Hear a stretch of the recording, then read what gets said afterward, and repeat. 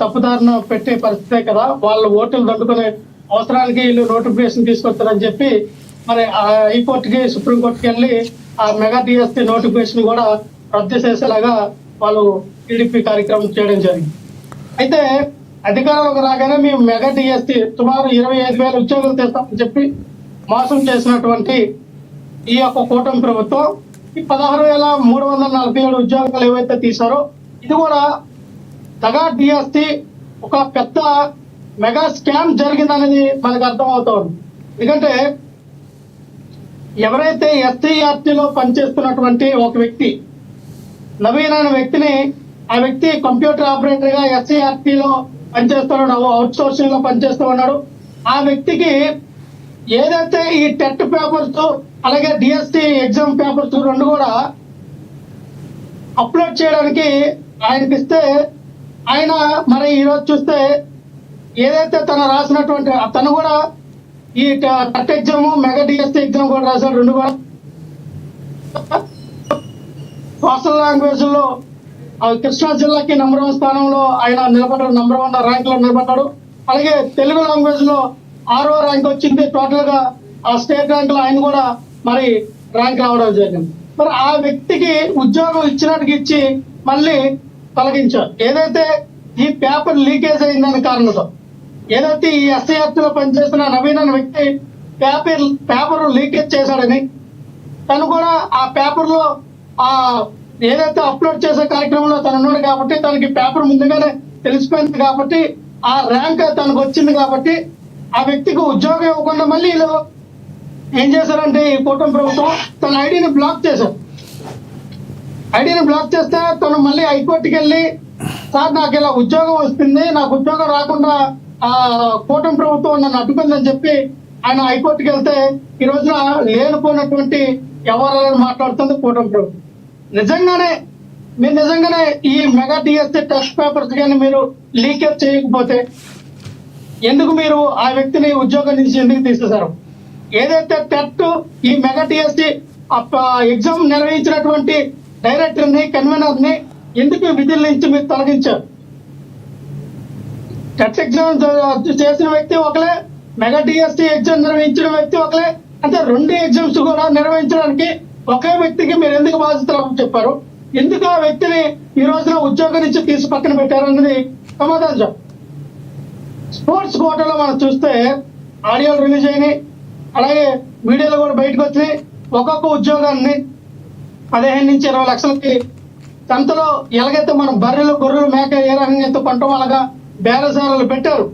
రండి మీరు 15 లక్షలు పెట్టుకుని రండి, మీకు ఆ స్పోర్ట్స్ కోటాలో ఉద్యోగం గ్యారంటీ అని చెప్పి. అంటే ఇదేంటిది? కనీసం ఆ వ్యక్తి ఎప్పుడు కూడా గ్రౌండ్ లో దిగి ఏ గేమ్ ఆడింది లేదు, ఆ వ్యక్తికి ఎప్పుడు కూడా ఎటువంటి గేమ్ లో పార్టిసిపేషన్ చేసింది లేదు.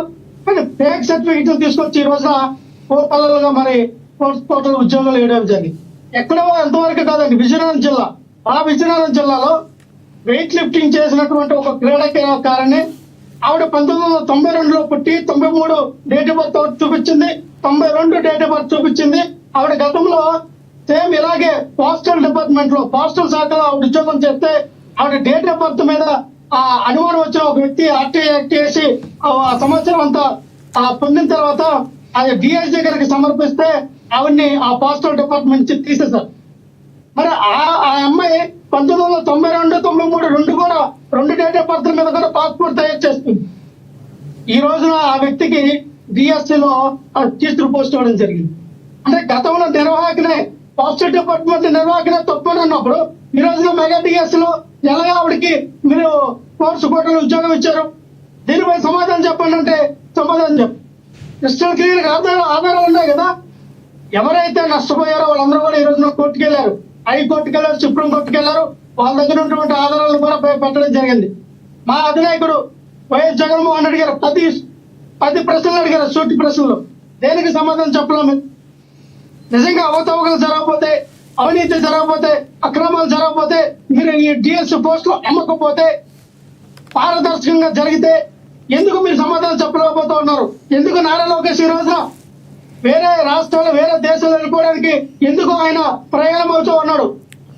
ఎందుకు ఈ రోజున నిరుద్యోగులు 3,60,000 మంది రాసినటువంటి ఈ మెగా డిఎస్ లో ఇంత మెగా దగా జరిగిందని ప్రతి ఒక్క నిరుద్యోగులు కూడా ఈ రోజున రోడ్ల మీదకి వచ్చి వాళ్ళ ధర్నా కార్యక్రమంలో పాల్గొనడం జరుగుతూ ఉంది. అంటే కూటమి ప్రభుత్వం నిర్వహించినటువంటి మెగా డిఎస్ లో ఇటువంటి అవకతవకలు జరిగాయి. లక్ష్మణరావు గారు అక్కడ సంబంధించి లక్ష్మణరావు గారు నవీన్ అనర్హత విషయానికి సంబంధించి నిబంధనల ప్రకారం ముందస్తు అనుమతి లేకుండా పరీక్ష రాశాడని సర్టిఫికేట్ వెరిఫికేషన్ గైర్హాజరు కావడంతో రూల్ ప్రకారం అతడి అభ్యర్థిత్వం రద్దు చేసినట్లుగా విజయశాఖ చెప్తుంది. సార్ ఆయన ఏదైతే ఈ సర్టిఫికేట్ వెరిఫికేషన్ కి రాలేదని మీ ఉద్యోగం ఇవ్వలేదు అన్నారు. సర్టిఫికేట్ వెరిఫికేషన్ కి రాలేదని ఉద్యోగం ఇవ్వలేదని వ్యక్తులు ఆయన ఫోన్ కి ఎందుకు మెసేజ్ పెట్టారు, కాల్ లెటర్ ఎందుకు పంపించారు? అది చూస్తే ఆయన ఐడి బ్లాక్ చేశారు. అసలు ఐడి ఎందుకు బ్లాక్ చేశారు? ఏదైతే తన క్వాలిఫై అయినటువంటి ఆ డిఎస్ లో ఆయన ఆ ఐడి ఆయన ఓపెన్ చేసి చూస్తే ఆయనది బ్లాక్ అయి ఉంది. ఐడి ఎందుకు బ్లాక్ చేశారు? మీరు నంబర్ 1 ర్యాంక్ ఎందుకు తొలగించారు? మీరు చూడండి, మెరిట్ లిస్ట్ కూడా రిలీజ్ చేయాల. అసలు డిఎస్సి అంటే ఏంటంటే district selection committee. District selection committee ఆయా డిస్ట్రిక్ట్ లో ఆయా కలెక్టర్ గారు ఎవరైతే ఈ యొక్క డిఎస్సి రాసిన ఎగ్జామ్ లో ఎవరైతే మెరిట్ స్టూడెంట్స్ కానీ మెరిట్ ఆధారంగా వాళ్ళకి వచ్చినటువంటి మార్కులు కటాఫ్ మార్కులు కూడా చూపించాలి. అసలు యాక్చువల్లీ మెరిట్ లిస్ట్ చూపించాలి, కటాఫ్ మార్కులు చూపించాలి. ఈ కటాఫ్ మార్కుల లిస్ట్ కూడా చూపించకుండా మెరిట్ లిస్ట్ బయటకు రాకుండా వీళ్ళు చేసినటువంటి గందరగోళం. ఒక కలెక్టర్ గారు ఆ యొక్క ఆ జిల్లాలో ఎవరైతే మెరిట్ ద్వారా సెలెక్ట్ అయ్యారో, ఎవరైతే సెలెక్ట్ అయ్యారో ఆ సమ్ పీపుల్ లిస్టు తయారు చేసి పంపిస్తారు. వీళ్ళకి ఉద్యోగం వీళ్ళు సెలెక్ట్ అయ్యారు, వీళ్ళు సెలెక్ట్ ద పీపుల్ అని చెప్పి పంపిస్తారు కలెక్టర్ గారు.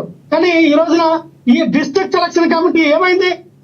దగా సెలక్షన్ కమిటీ అయిందా, లేదా దోపిడీ సెలక్షన్ కమిటీ అయిందా, లేదా దగాకోరు సెలక్షన్ కమిటీ అయిందా?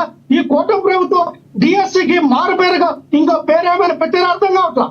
సార్ ఈ రోజు నిరుద్యోగులు ఎన్నో సంవత్సరాలుగా ఎదురు చూస్తే ఒక్కొక్కరు 30-40 సంవత్సరాలు ఆ ఏజ్ బార్ అయిపోయిన వ్యక్తులు కూడా ఉన్నారు. అయ్యా ఈ ఉద్యోగం వస్తే నా కుటుంబం బాగుపడుతుంది, నా కుటుంబానికి ఉన్న ఆర్థిక సమస్యలు పోతాయి అని ఎన్నో కుటుంబాలు ఎదురు చూసినటువంటి ఈ యొక్క ఉద్యోగాలు కూడా మీరు అమ్ముకుంటే చెంతలో పేరసారాలు ఆడుతూ ఉంటే ఈ నిరుద్యోగులు ఎవరు చెప్పుకుంటారండి? ఆ ఆవేదన ఎవరు చెప్పుకుంటారండి? ఈ రోజున ఏజ్ బార్ అయిపోయిన వ్యక్తుల సంగతి ఏంటండి? వాళ్ళు ఆత్మహత్య చేసుకుని చచ్చిపోతే వాళ్ళ పరిస్థితిగా ఈ కూటమి ప్రభుత్వం కాదా? అంటే ఏజ్ లిమిట్ అయిపోయిన పరిస్థితి ఏంటి? మీరు ఉద్యోగాలు అమ్ముకుంటే ఏజ్ లిమిట్ అయిపోయిన పరిస్థితులు. అయ్యా ఈ పాపం పెళ్లిళ్ళు చేసుకోకుండా వాళ్ళకి ఇంకో లక్ష్యం లేకుండా నేను టీచర్ అవ్వాలి, నేను ఎలాగైనా ఆ గవర్నమెంట్ ఉద్యోగం టీచర్ అవ్వాలనే సంకల్పంతో ఒక్కొక్కరు 10-15-20 కష్టపడి చదివిన వ్యక్తులు కూడా ఉన్నారండి.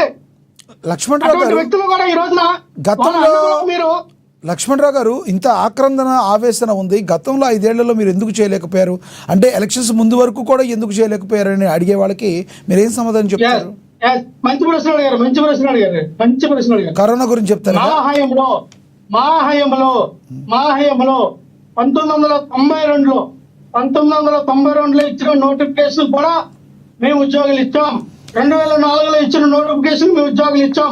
2014లో నోటిఫికేషన్ ఇచ్చిన దాంట్లో కూడా మేము ఉద్యోగాలు ఇచ్చాం. 22,000 ఉద్యోగాలు మేము ఇచ్చాం. కాబట్టి మీకు లిస్ట్ తీయండి. ఆయన నోటిఫికేషన్ ఇచ్చిన అంతే ఉద్యోగాల వల్ల. కానీ ఆ ఉద్యోగులు రిక్రూట్మెంట్ చేసింది మేము. 22,500 ఉద్యోగాలు వైఎస్ఆర్ కాంగ్రెస్ పార్టీ రిక్రూట్మెంట్ చేసింది. మళ్ళీ మరొక 25,000 ఉద్యోగాలతో మీ నోటిఫికేషన్ ఇవ్వాలని మేము